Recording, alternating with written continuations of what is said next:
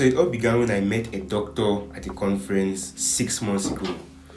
And 6 months later, we came up with this, the Everyday Doctor logo and visual identity. So imagine having every knowledge you needed about being healthy and coping with health conditions handed to you in the most fun way possible. That was her dream, the Everyday Doctor's dream. And I had to put a face or a visual identity to that dream. So it's a medical brand and you want a lot of people to access it. So you know that it has to be professional, but more importantly, fun and engaging. So nobody's going to want to visit a brand that is giving out the vibes of you're just opening a medical textbook. People rather feel more attracted to a brand that is more interesting and gives them the information they need in a way that they can easily grasp it. So after talking with the Everyday Doctor, Dr. Akon, the first thing to begin the process was to answer a questionnaire. So I sent her an in-depth questionnaire which shows exactly how to identify the details of the brand and to note down her brand strategy. So I sent her the questionnaire and she filled it while having some aid from me. The next thing to do for the process now was to come up with a strategy and a direction for the brand which will make the brand feel engaging, and this brand strategy will be used to form the creative direction which will be used to define the face for our brand.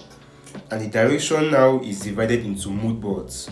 These mood boards, they show visually exactly how she can see the brand being designed before the process even begins. And after analyzing the mood boards I sent to her, we were able to form a third mood board which includes some properties of mood board 1 and mood board 2. This third mood board, or mood board 3, it includes the use of cursive glyphs for the fonts, the use of stethoscopes to represent the medical field, and a bold illustrative style to form the logo. And following these mood boards, I will use my one concept design process. This concept is about presenting the strongest of my design options which I can be able to come up with following the mood board, rather than presenting 15 to 20 designs which may now confuse the client about what to even choose for the brand. So based off the direction which was selected for the brand, the first thing we touched was the logo.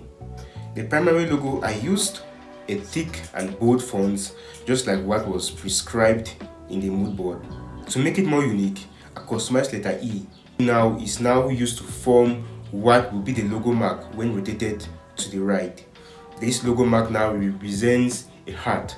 The heart shows the empathy of the brand and the warmness of the brand towards its target audience. For the submark logo of the logo suite, this logo mark will be used, and added to it will be a design stethoscope.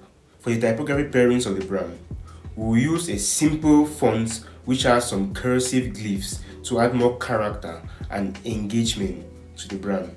For the color palette, we added something which feels healthy and natural with the form of green.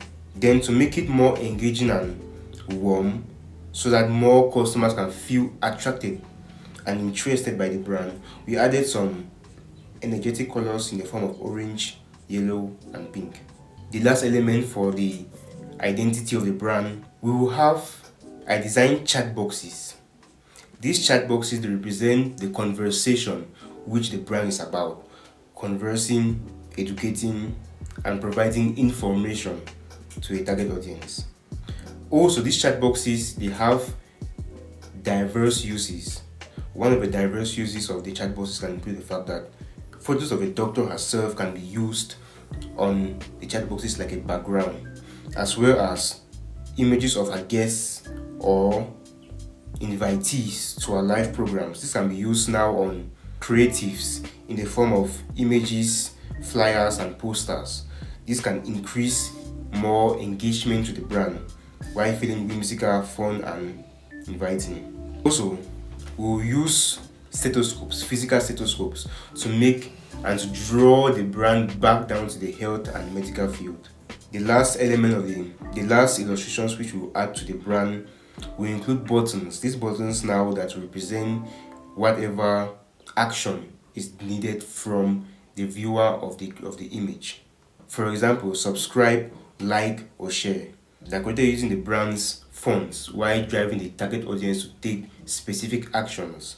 Now, once we're able to come up with the identity and